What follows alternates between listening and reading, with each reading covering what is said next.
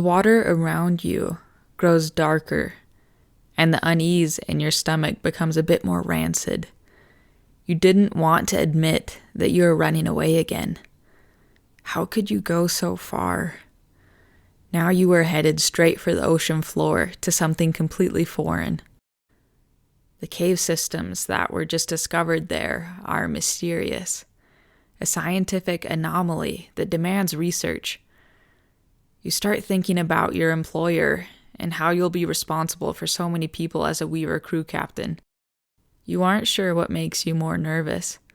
The fact that you will be diving farther down than you've ever gone before, or that you will be responsible for several people's lives while doing so. The submersible transport shivers a bit as it fights the cold and unexpected currents. You'd felt fine during the initial departure, but as you descended further, and the water began turning the world around you into an unrecognizable blackness, your anxiety pulsed at the forefront of your thoughts. You hold on to the sides of your chair, trying not to give yourself away to the other captains that sit around you. They also have been chosen to come to this shadowed, unearthly place. You look around at the iron and plastic of the cabin, the pipes and textured floor, and finally settle your gaze on a single light bulb. It is in this moment that you realize that all light will be synthesized where you're going. It is self-created, self-generated. Journeying into such darkness feels unnatural and goes against all instinct. There is a strange feeling of danger. You decide that, in order to survive in such a place that you are going, you must prepare to bring your own light, or surely the darkness will drown you before the water ever touches your lungs. You stare out the window into the darkness. For what seemed like hours, there was nothing there except the fleeing bubbles being thrown into the pitch black by the submersible's propellers. Suddenly, a faint glow appeared, and you realized that the ghostly apparition that was coming into view was the lighted frame of the Circle Plateau Village, a network of buildings and underwater roads that housed the renowned company Vital Flourish. Your employers, the only thing that you would know down here, was that contract, and perhaps that was for the best. The submersible slowed as it turned slightly to align with the docking bay of the station, and then shook abruptly as it locked into position. There were some clanking noises, and the door of the submersible unexpectedly jerked open, causing you to flinch.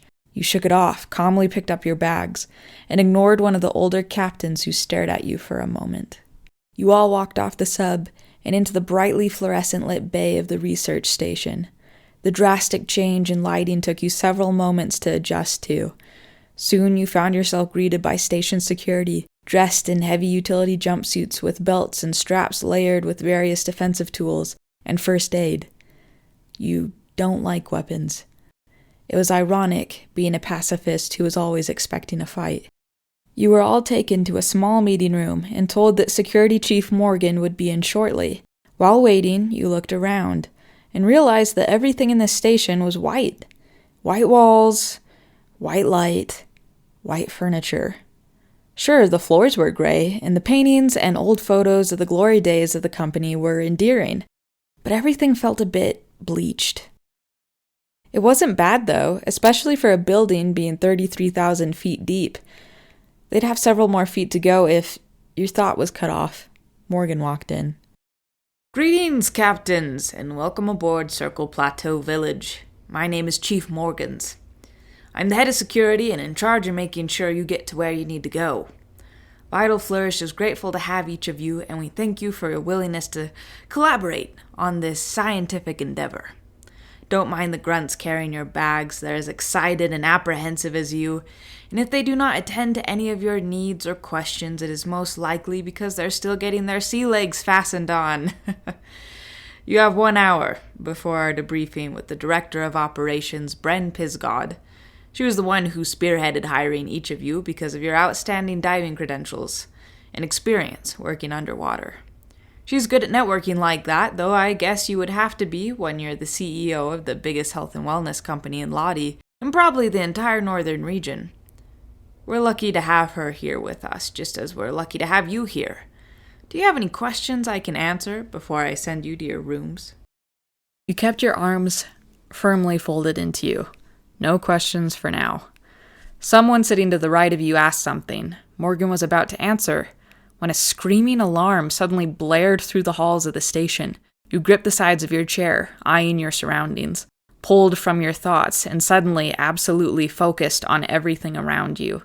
You eyed your bags, sitting by one of the security officers, remembering that you had packed your own industrial diving gear for just such an occasion. Air was everything down here. You had to keep breathing. No, not just in the water, here, now. You need to keep breathing. Morgan's husky, seasoned voice rang out over the commotion of yells that were filling the entire station. He looked down at his tablet and back up. "There's been a water breach," he affirmed loudly. "However, the damage is minimal. If we can get there in time, we can avoid a full-scale emergency. An anomaly is attacking the halls leading to Camp W1. It's already taken one of the water purifiers down. Captains, you'll be called on to help." Someone in the group of captains cried out, "What exactly is an anomaly?" Morgan managed a smile, despite the situation.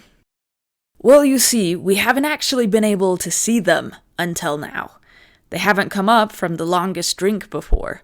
Leave your things here, your suits are waiting." Everything was happening so fast. One moment you were sitting, arms folded in a meeting. In the next, you were sprinting down a hallway, following a grizzled, middle-aged man, about to swim out to meet something no one had seen before. You were in a locker room, the industrial lockers holding large mechanical pieces that made up the mechanized suits you and the other captains would be using. You slipped into a wetsuit as quickly as possible. It was thick and tough. It looked scale-like, but it was made of a woven material. Then came the actual diving suit. It was high-tech and looked more robotic than the suits you were familiar with. A woman came to your aid to help you fit the separate pieces together. First, you stepped into metallic plated boots, and then greaves. She slowly worked her way up, helping you assemble the pieces, each of them making a compression sound when they fit into each other. There was a small control panel she would check on occasionally. Torso, pauldrons, a plate across your chest, with a neck piece that locked into the pieces of your shoulders and back.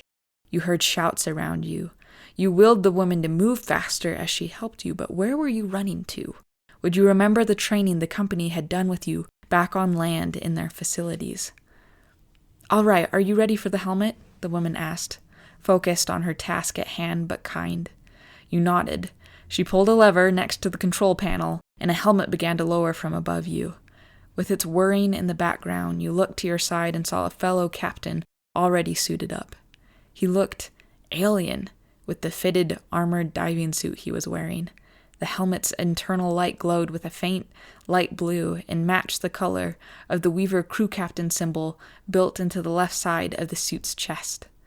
The helmet descended over your face, the glass only several inches from your skin. A brief moment of claustrophobia hit you as you peered out of the helmet. It passed. You kept breathing. The woman, grabbing some equipment from behind you, attached it to your back next to your tank. She also attached a diving knife and some other equipment to some utility slots on your legs and waist. "What's on my back?" you questioned. "The Weaver Special," she answered. "Laser drill, just in case." "Just in case what?" "Look," she said reassuringly. "You'll just need a flare to scare this thing off. It's just an animal." You were unconvinced. Being motioned forward, you took your first steps in the new suit. It was heavy, intensely heavy. You heard your assistant mention something about a buoyancy, balance, and assistance system built into the suit, but you could barely hear her or anything now. You were being pushed into a concave tube in the wall. Others were going into their tubes as well, preparing to depart into the water. A thick, clear layer of plexiglass slid up from the ground to the ceiling, completing the circle of the concaved wall. You felt like an experiment in a vial, waiting to see what the results would be. Over an intercom, you heard Chief Morgan's voice. "Your Weever crews are already outside in the water. They've had some experience in the suits, so they'll do the heavy lifting. You just keep your distance and report everything you observe." No need to worry. We're sure the anomalies are just some sea creatures disturbed from the dig sites below in the longest drink. And just like that, water began to fill your tube. Gushing sounds of water and air filled your surroundings. As soon as the tube was filled and you were gently bobbing, the floor beneath you receded, and nothing but water, lit by the light of the base, was beneath you. As you descended into the shadows of the ocean, you remembered to turn the brights of your suit on. They were mounted to your shoulders and provided needed illumination. You engaged your jet propulsion systems, and soon you and the other captains met up with your Weever crews. You all headed west, following the western roads to W1. Upon your arrival, you saw a large, bulbous-looking shape, strung over the top of the roof of W1's building. It was too far away to see exactly what it was, but it was unlike anything you'd ever come across before. Before you, your crew, and the others could approach it, however, it revealed two fatty finned appendages and quickly pumped them to make a quick getaway across the roof and down the other side. The question is, do you go after it?